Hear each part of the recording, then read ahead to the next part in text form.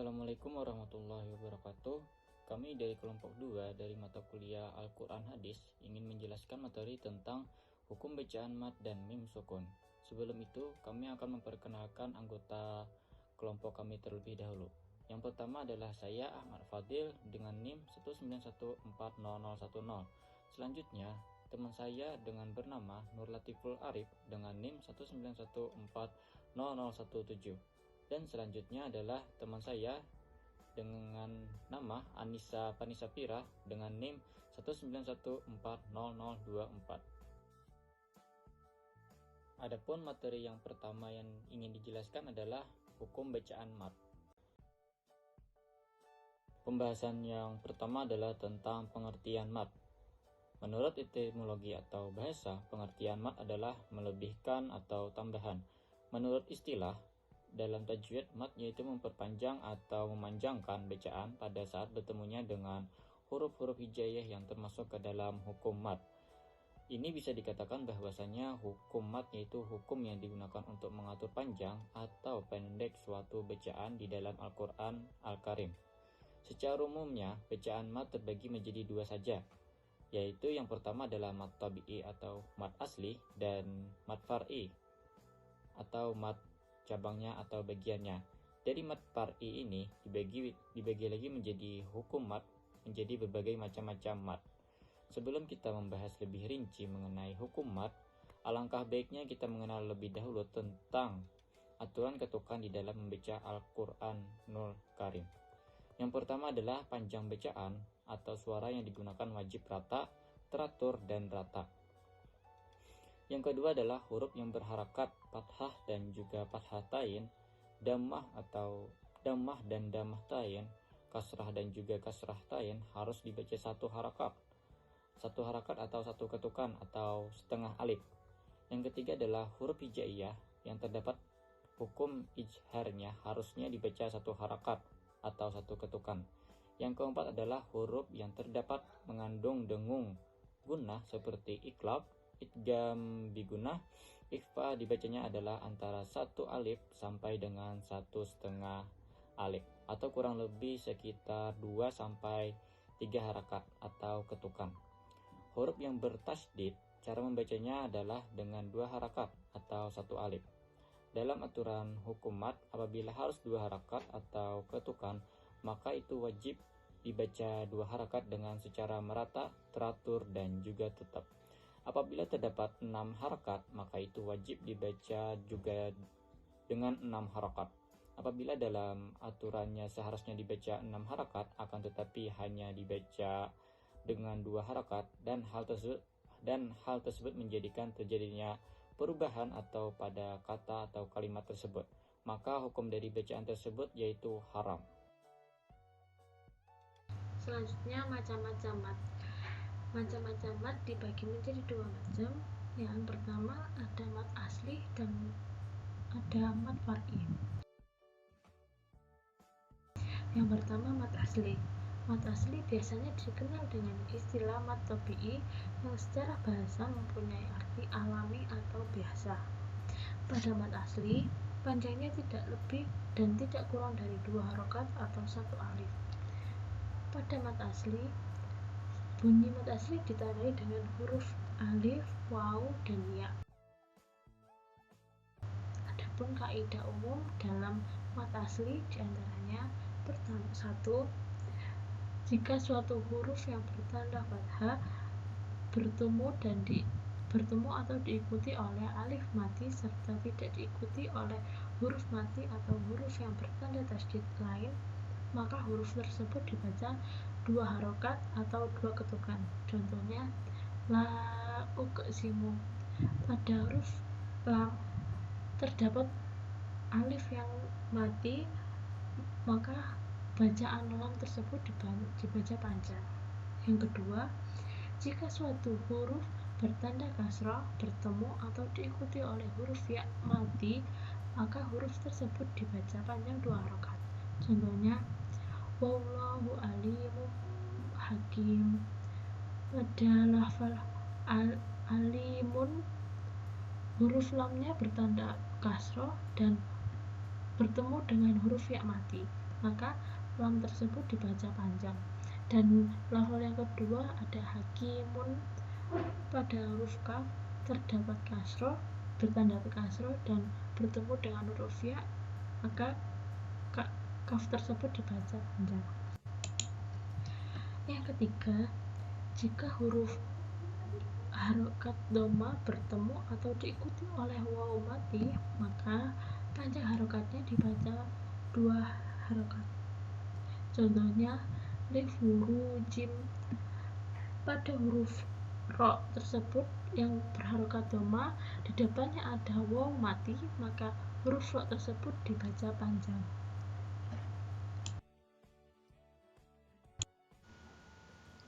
Selanjutnya ada mad far'i. Pada mad far'i dibagi menjadi 13 macam, yaitu ada mad wajib muttasil, mad zaid munfasil, mad arid li sukun, mad iwad, mad silah, mad badal, mad tamkin, mad layyin, mad lazim muttaqal kalimi, mad lazim mukhafaf kalimi, mad lazim musyabbah harfi, mad lazim mukhafaf harfi, dan yang terakhir ada mad farqi. Yang pertama ada mad wajib munfasil dan mad jaiz munfasil. Mad wajib munfasil ialah mad tabi'i yang bertemu dengan hamzah dalam satu kalimat. Sedangkan mad jaiz munfasil ialah mad tabi'i yang bertemu dengan hamzah dengan bentuk huruf alif di lain kalimat. Nah, pada mad wajib munfasil dan mad jaiz munfasil ini panjang bacaannya sama, yakni 2,5 alif atau 5 harokat. Contoh mad wajib munfasil ialah pada bacaan ja'a. Nah, pada satu kalimat itu terdapat hamzah mad tabi'i dengan bertemu dengan hamzah. Selanjutnya contoh mad jaiz munfasil. Contohnya dalam satu kalimat ya ada abi. Pada satu kalimat itu terdapat 2 kalimat yang ada mad tabi'i yang bertemu dengan huruf alif dalam beda kalimat. Selanjutnya ada mad arid li sukun dan mad iwad. Mad arid li sukun ialah mad tabi'i yang bertemu dengan huruf hidup dibaca waqaf, panjangnya 3 alif. Sedangkan mad iwad ialah kalimat fathah tanwin yang dibaca waqaf selain tak marbutoh, panjangnya 1 alif. Contoh pada mad arid li sukun, la'allakum tadakkarun. Nah, pada kalimat tersebut ada mad tabi'i yang bertemu dengan huruf waqaf. Selanjutnya contoh mad iwad ialah minallahi kilan. Nah, pada kalimat tersebut terdapat fathah tanwin yang bertemu dengan tak marbutoh. Selanjutnya ada mad silah dan mad badal. Mad silah sendiri dibagi menjadi 2, yakni mad silah qasirah dan mad silah tawilah. Mad silah tawilah adalah mad silah qasirah yang bertemu dengan hamzah dalam bentuk alif. Mad silah qasirah dibaca panjang 1 alif, sedangkan mad silah tawilah dibaca panjang 2,5 alif. Contoh mad silah qasirah ialah lahu dan nihi. Sedangkan contoh bacaan mad silah tawilah yakni min dunihi alihat. Nah, pada dunihi itu pada nihinya kan bacaan mad silah dan bertemu dengan huruf hamzah.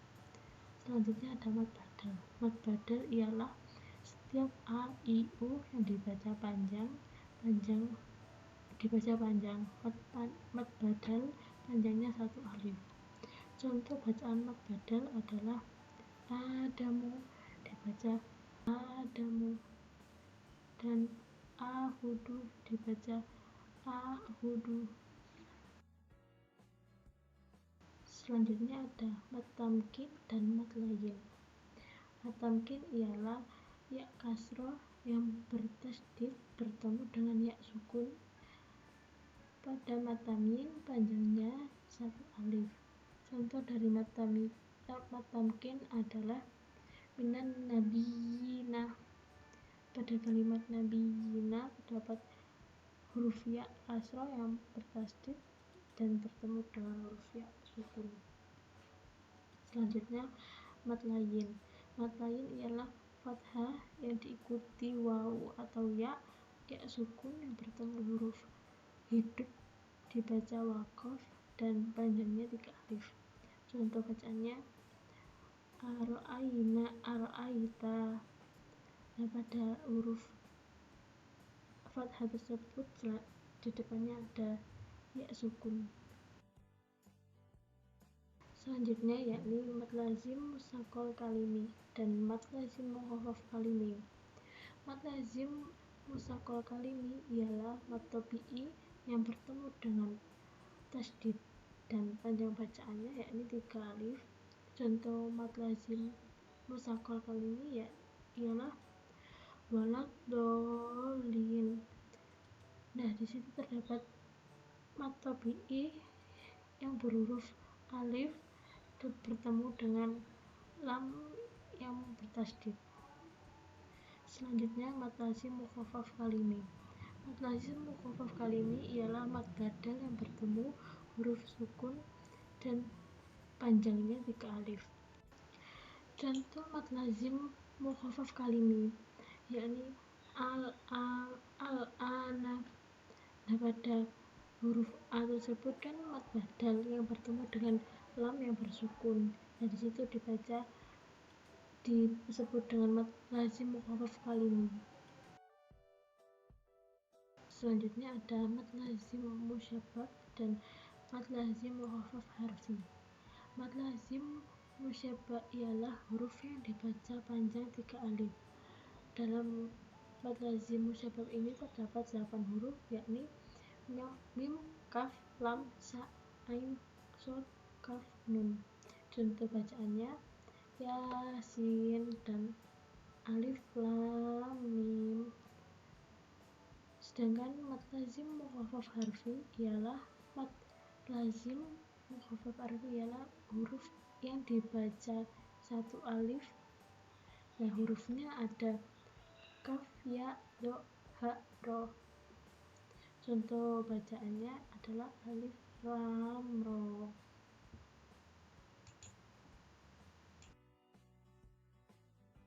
Yang terakhir ada mad farqi.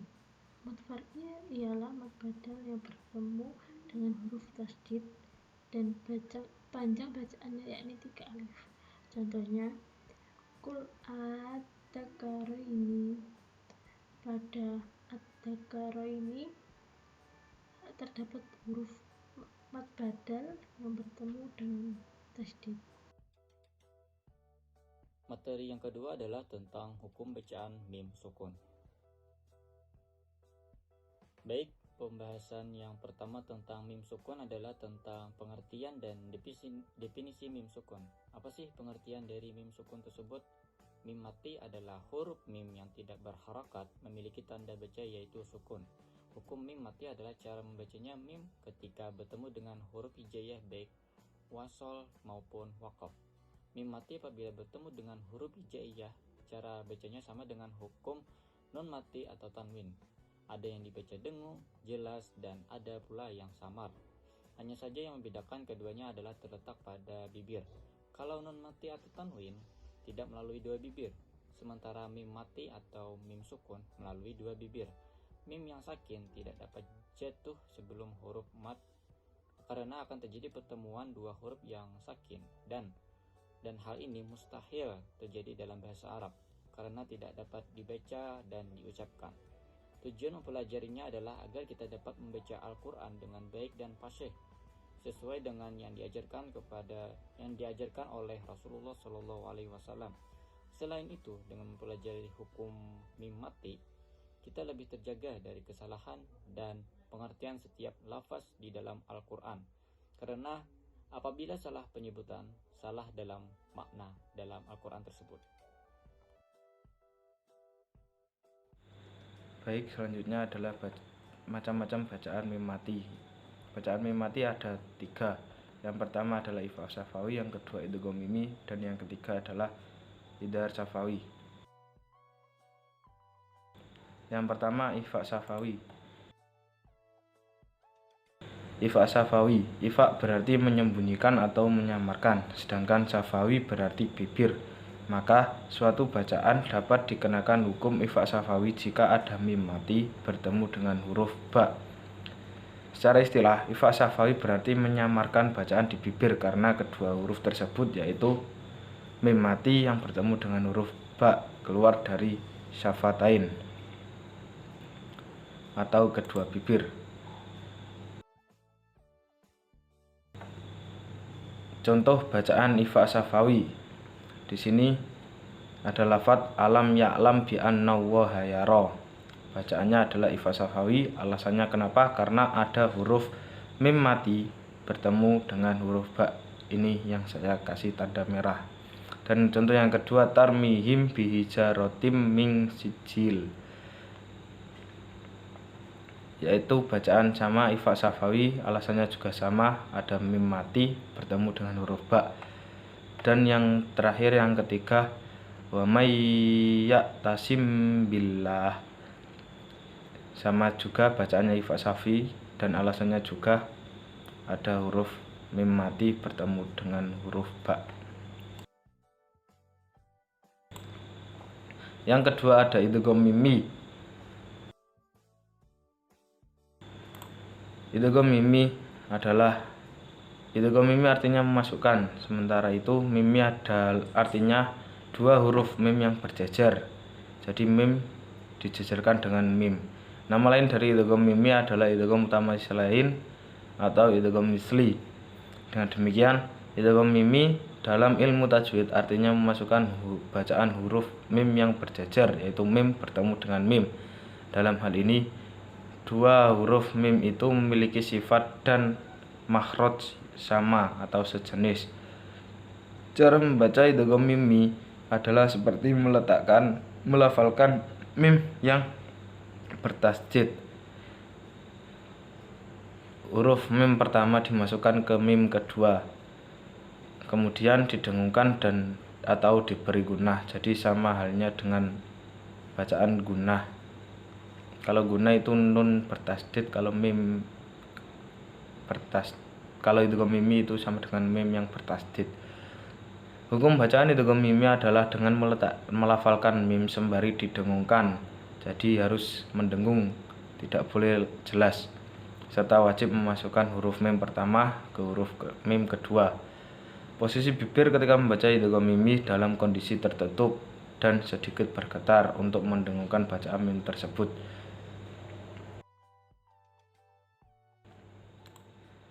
Berikut ini adalah contoh bacaan idgham mimi. Lafaz yang pertama mis lahum ma'ahum. Bacaannya idgham mimi, alasannya ada huruf mim mati bertemu dengan huruf mim. Yang kedua fi qulubihim maradun. Bacaannya juga sama, idgham mimi, dan alasannya juga sama, ada mim mati bertemu dengan huruf mim. Dan yang ketiga juga sama, ajrohum marrotain. Di sini juga mim mati bertemu dengan mim, sejajar. Yang ketiga ada idhar syafawi.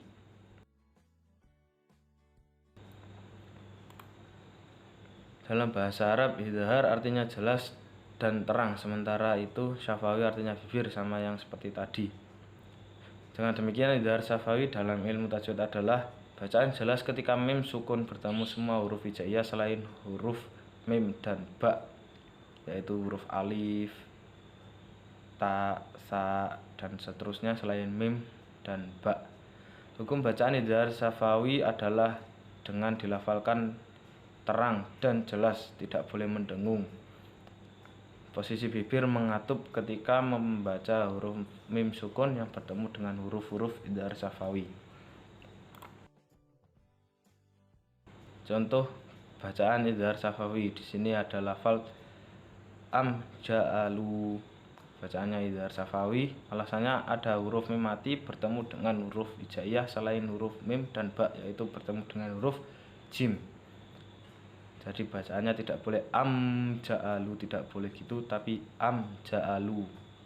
Yang kedua, fi am walihim hakun, tidak boleh mendengung.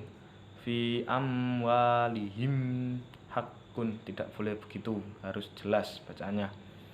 Alasannya juga sama, ada huruf mim mati bertemu dengan huruf hijaiyah selain huruf mim dan ba, yaitu bertemu dengan wau, dan yang kedua bertemu dengan huruf ha. Yang ketiga, la'allakum tattaqun. Di sini juga bacaannya idhar syafawi. Alasannya juga sama, mim mati bertemu dengan huruf hijaiyah selain huruf mim dan ba. Di sini ada mim mati bertemu huruf ta. Jadi tidak boleh mendengung, bacaannya harus jelas. Di sini saya merangkum materi mim mati secara singkat. Secara singkatnya penjelasannya seperti ini. Lalu mim sukun dibagi menjadi 3, ifa syafawi, idgham tamal lisan atau idgham mimi tadi, dan yang ketiga idhar syafawi. Dan ini ada, kalau huruf ifa syafawi adalah mim mati ketemu ba, idgham mimi atau tamal lisan adalah mim mati bertemu mim. Dan yang ketiga huruf idhar syafawi, huruf hijaiyah selain mim dan ba, ada alif, ta, sa, jim, ha, kha, dal, ro, za, sin, shad, ta, do, ain, ghin, fa, qaf, kaf, lam, nun, waw, ha, hamzah, ya. Dan ini contohnya masing-masing. Yang ifa syafawi ada wa ma hum bi kharijina. Yang kedua adalah idgham mimi anfusahum min. Yang ketiga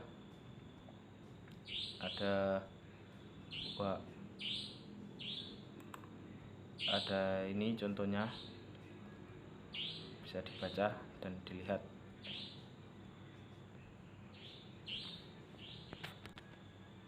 yaitu berbunyi bacaannya wa aurasakum ardhum wa diyarahum wa amwalahum. Ini wa amwalahum ini juga termasuk bacaan idhar syafawi. Baik, cukup sekian presentasi dari kelompok 2. Kurang lebihnya mohon maaf. Semoga bermanfaat. Assalamualaikum warahmatullahi wabarakatuh.